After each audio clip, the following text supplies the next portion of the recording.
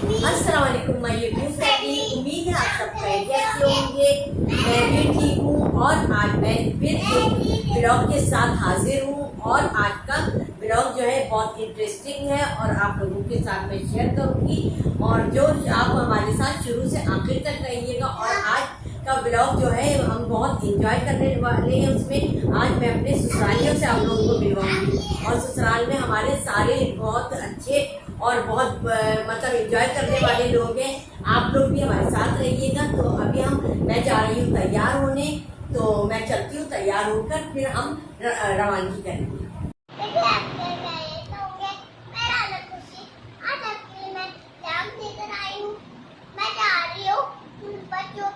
नहीं, आज हम कहाँ जा रहे हैं? बच्चों के घर। और आज वहाँ क्या है, हम लोगों के क्या करने वाले हैं वहाँ? हाँ, उधर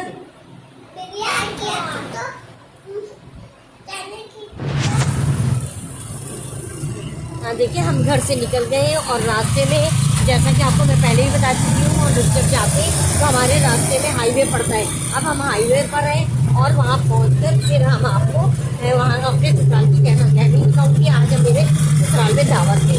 हाँ तो देखिए मैं अपने ससुराल पहुँच गई हूँ और यहाँ पर आज दावत है और जो है बिहारी कबाब वगैरह सेके जा रहे हैं और बहुत मज़ा आ रहा है। यहाँ पे मेरी नंदे, मेरे देवर, मेरे नंदोई वगैरह सब लोग यहाँ आए हुए हैं।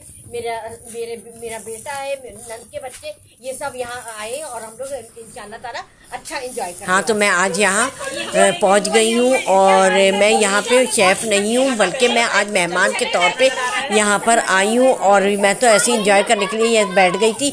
असल शेफ़ जो है वो मेरी नंदे हैं। यहाँ टीम वर्क के साथ ही सारा काम हो रहा है। किसी ने सेकने के लिए अपने आप को पेश किया और किसी ने बिहारी कबाब पिरोने के लिए। तो ये आप देख सकते हैं। नमक आहिस्ता है और मैं बिहारी कबाब सीख रही हूँ। जो बिहारी हो तो नहीं पता होगा कि कैसे बनता है और जिनको नहीं पता है वो देख लें इसमें क्या क्या इंग्रेडिएंट्स डलते हैं, क्या क्या मिलाया जाता है। सबसे पहले इसके अंदर पार्चे लगाए जाते हैं कटिंग के लिए। पार्चे बनाने के बाद इसमें सरसों का तेल, असल जो इसमें इंग्रेडिएंट्स डलता है वो सरसों का तेल होता है और सारा खेल गरम मसाले का, अदरक, लहसुन, दही, पपीता सब मिलाकर आप रख लें। इसके बाद कोई लेके आप परोने का तरीका भी अलग होता है जो वो बताएंगे कि किस तरह से परोया जाता है। इसको सेकने के बाद इसमें घी का जो है ग्रीस किया जाता है, घी से ताकि इसमें शाइनिंग आ जाए और ग्रीस आ जाए। इसके आप खाएं। ये देखिए, आप देख सकते हैं, ये देखिए बिल्कुल तैयार हो गया। ये देखें इसकी चमक। हाँ ये स्टेप बाय स्टेप बता रही है, इसको आप फॉलो करें। ये मेरी सबसे छोटी नंद बता रही हैं आपको। जो बिहारी है तो पता होगा। हाँ तो देखिए मेरी छोटी नंद ये सेक रही हैं और आप लोगों को सेकते सेकते उन्होंने ये भी बता दिया कि ये इसमें क्या क्या डलता है और किस तरह बनते हैं। पूरी तरकीब आपको बता दी और सेकने का तरीका तो आप खुद लाइव देख रहे हैं कि किस तरह सेके जा रहे हैं। और उन्होंने ये भी कहा कि बिहारी अगर देख रहे हैं तो उनको तो पता है कि किस तरह बनते हैं और जो नहीं है बिहारी वो इसको देखकर सीख लें। और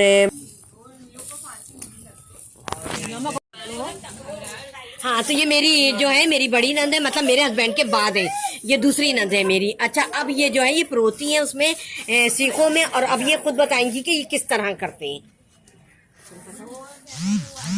ये जो गोश्त के ना बड़े बड़े जो पसिंदे की तरह इसके पीस कटते हैं और इसको पिरोने का तरीका ये होता है ये इस तरह से।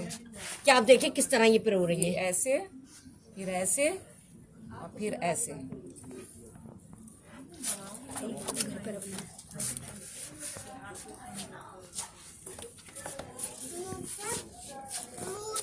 ये आप फॉलो करें और अपने घरों पर बनाएं, बहुत मजे के बनते हैं। बिहारियों की ये खास डिश है। हाँ बिहारी कबाब की वजह से बहुत मशहूर है। तो आप देखें ये छत पर मेरी नंद की बेटी जो है वो अपनी चचाजाद बहन के साथ खेल रही है और सब अपने अपने खेल में लगे हुए और एंजॉय कर रहे हैं। और ये यहाँ पर मेरी नंद जो है सीखों से जो है वो पार्चे निकाल रही है और सबसे पहले हमने अबू बकर को टेस्ट कराया तो अबू बकर ने कहा गुड है। तो ये देखें आपके सामने ये गुड है कह रही है। हाँ ये मेरी छोटी देवरानी है सबसे और आप अस्सलाम वालेकुम गाइस, कैसे हैं आप लोग? ठीक ठाक। और हमारे यहाँ बिहारी कबाब बन रहे हैं, बहुत मज़ा आ रहा है, हम लोग सब बहुत एंजॉय कर रहे हैं। हमने इसके साथ साथ बहुत सारी चटनियाँ वगैरह बनाई हैं, रोटी है और पाए वगैरह भी बनाए हैं। बहुत आज हमारी बहुत बड़ी दावत है, बहुत अच्छा लग रहा है। ये मेरी जिठानी है, मैं इनकी छोटी देवरानी हूँ।